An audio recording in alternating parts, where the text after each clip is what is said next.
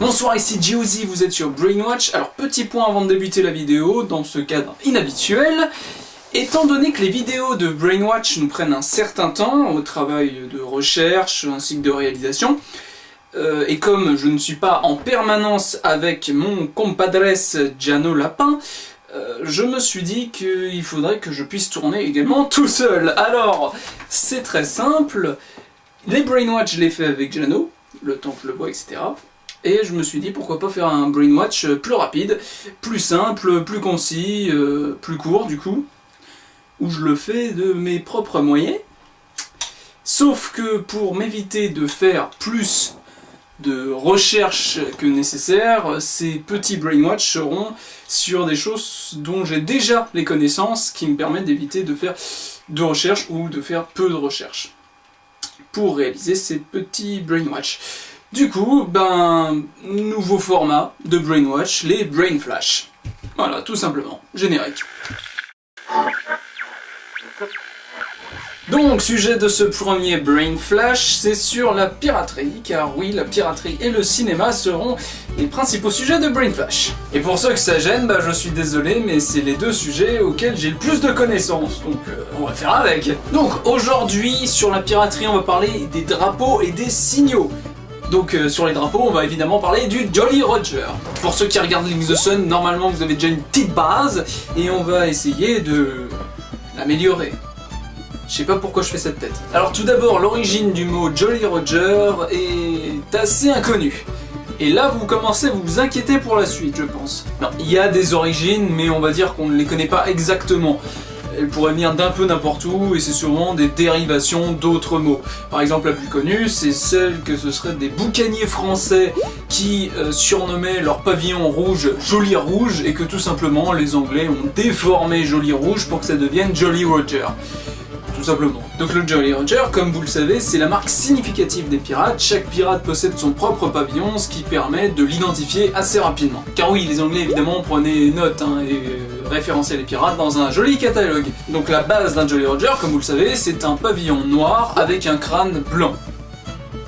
La base, quoi. Donc les symboles les plus répandus parmi les Jolly Roger, c'était donc le crâne, le sablier et le cœur. Évidemment, le crâne, vous vous en doutez, c'est pas pour vous inviter à manger un gâteau. Le sablier a évidemment la signification du temps qui passe par rapport au temps qui pourrait rester à l'adversaire pour se rendre, ou le temps qu'il y a avant la mort. Quant au cœur, je pense que vous avez tous fait SVT. Il y avait évidemment d'autres symboles possibles, par exemple sur le pavillon de Barbe Noire, où on voit un diable avec une lance qui transperce un cœur. Là, comme ça, t'as la totale. Il y avait souvent des personnages dessinés sur les pavillons, comme par exemple celui de Barthélemy Anvers, le premier, avec un pirate qui prend un verre avec la mort. En gros, il y avait quelques exceptions sur les pavillons, comme par exemple celui de Thomas Tew, qui représentait juste un bras armé d'un sabre, mais bon, ça c'était pour la valeur guerrière de la chose.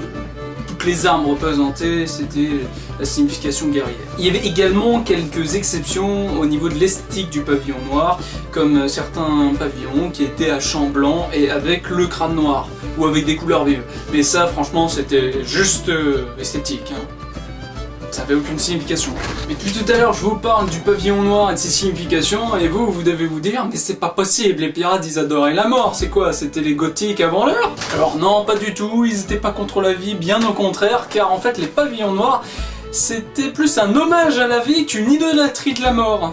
Oui, je sais, c'est dur à croire. Non, en fait, c'est juste qu'ils suivaient la phrase « Puisque nous allons mourir, hâtons-nous de vivre, et surtout de vivre bien ». Maintenant, parlons des signaux par rapport au pavillon, comment ils s'utilisaient lors des batailles. Oui, il faut que ça fuse sur un Brain Flash. Alors, bien évidemment, avant d'attaquer un navire, les pirates n'abordaient pas tout de suite le pavillon noir.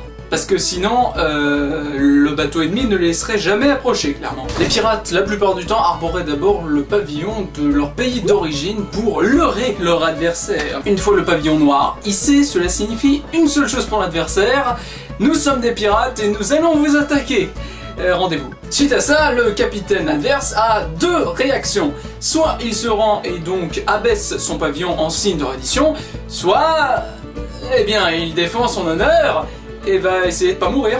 Ensuite, si le pavillon rouge, le Jolly Rouge ou le fanion rouge est hissé, cela signifie qu'une chose, qu'il n'y aurait pas de quartier et que le combat serait sans merci. Donc jusqu'à qu'un des deux équipages soit complètement décédé. C'est joyeux tout ça! Chose à savoir, ça arrivait pas tout le temps les combats sans merci. Hein. En général, les pirates préféraient éviter le combat à tout prix.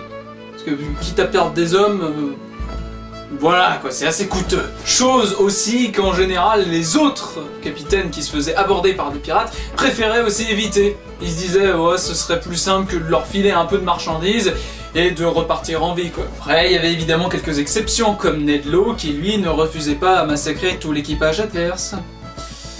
Ah, il aimait beaucoup ce fanion rouge, lui. Pour ceux qui ont regardé Black Sails, vous savez très bien de quoi je parle.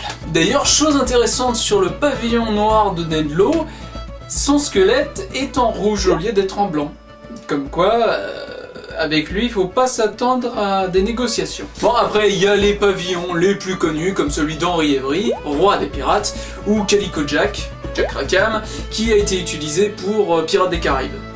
Donc, Jack Sparrow est un voleur de pavillons. Ou alors c'est Jack Rackham.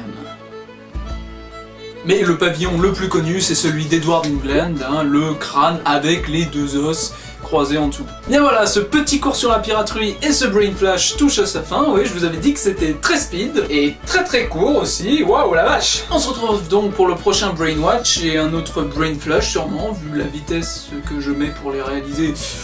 Ça devrait aller. Je ne sais pas de quoi on parlera la prochaine fois, donc soit de cinéma, soit de piraterie, donc un autre domaine. J'espère en tout cas que ce petit format de Brainwatch rapide vous aura plu. D'ici là, eh bien, portez-vous bien, abonnez-vous si ce n'est déjà fait, et partagez, ça aide toujours beaucoup. D'ici là, à la prochaine, c'était Geozy, ciao, générique.